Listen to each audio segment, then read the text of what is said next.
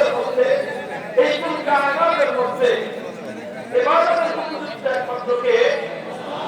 ইবাদতের উপযুক্ত একমাত্র কে? আল্লাহ।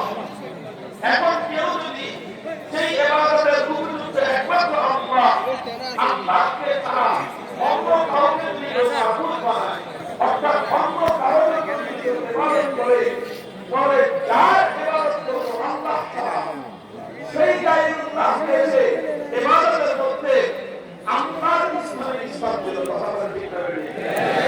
তবে ইবাদতের উপযুক্ত একমাত্র কে? এখন আল্লাহকে বাদ দিয়ে অন্য কোনো গায়রুল্লাহর জন্য যদি কেউ ইবাদত করে, তাহলে সেই গায়রুল্লাহর ইবাদত করা হলো, সেই গায়রুল্লাহকে বলা হবে তাগুত।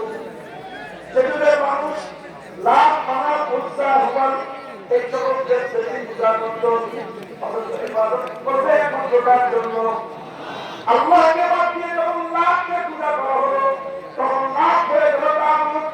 আল্লাহকে বাদ দিয়ে যখন মানা উৎসা হবার এই সকল দেবতাগুলোকে পূজা করলো, তখন এই সকল দেবতাগুলো পরিচয় করবে না তাগুত।